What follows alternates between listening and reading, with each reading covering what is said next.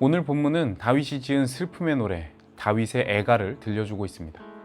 이 노래의 구절을 보면 사울과 요나단을 향한 다윗의 마음이 어떠한지를 잘 느낄 수 있습니다.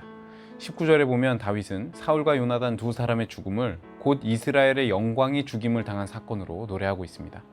그는 사울과 요나단이 이스라엘의 영광과도 같은 사람이었다고 말하고 있는 것입니다. 사실 사울의 말년을 보면 영광과는 거리가 먼 사람이었죠. 오히려 이스라엘의 어둠, 골칫거리라고 할 만한 모습을 보여주었습니다. 하지만 이런 사울을 다윗은 이스라엘의 영광이었다고 인정하고 있는 것입니다. 또 23절에서 다윗은 사울과 요나단이 생전에 사랑스럽고 아름다운 그런 사람들이었다고 고백하고 있습니다. 그러면서 그 둘이 함께 죽은 모습조차 그 생전의 아름다움을 따르고 있다고 말하죠. 다윗이 보기에 이들은 이스라엘의 아름다움이었던 것입니다. 그래서 24절에서 다윗이 이스라엘이 이 둘의 죽음을 애도해야 한다고 외치고 있는 것입니다. 근데 이런 다윗의 고백을 보면 저처럼 영성이 깊지 않은 사람은 이게 과연 진심인가 하는 생각이 듭니다. 사울한테 그렇게 당해놓고 어떻게 이렇게 그의 죽음을 깊이 추모하나 싶은 거죠.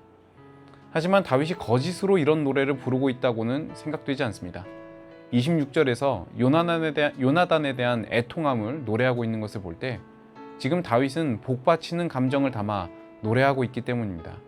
이런 상황에 여기서 요나단만 언급하면서 애가를 부르는 것은 정치적으로 부적절할 수 있으니 사울도 함께 언급해야겠다, 이런 식의 판단을 하기란 쉽지 않죠. 그렇다고 또 다윗이 모든 순간 사울에 대해 좋은 감정을 가지고 있었다고 보기도 어렵습니다. 왜 다윗에게 사울에 대한 부정적인 감정이 없었겠습니까? 하지만 저는 다윗이 사울의 죽음 앞에서 개인적인 감정보다 그를 이스라엘의 지도자로 택하신 하나님의 영광과 그분의 아름다움을 보려고 한 것이라고 생각합니다. 우리는 이런저런 관계들 속에 사람들에 대한 다양한 감정을 가지고 살아갑니다. 그 감정이 우리의 관계를 북돋기도 하고 또 소원하게 하기도 합니다. 하지만 정말 중요한 것은 그를 향한 나의 시선이 아닌 그를 향한 하나님의 시선입니다. 물론 이것을 기억한다고 다윗처럼 원수를 위해 마음 다한 애가를 불러줄 수 있을지는 모르겠습니다. 근데 적어도 원수의 죽음 앞에서 조롱의 노래를 부르는 천박한 영혼이 되지는 않을 수 있지 않을까요? 우리 모두 하나님의 시선으로 사람을 바라보며 사랑하기로 결단하는 성도가 될 수 있길 바랍니다. 기도하겠습니다.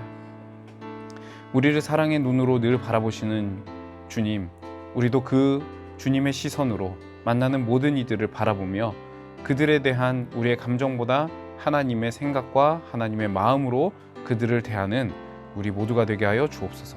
예수 그리스도의 이름으로 기도합니다. 아멘.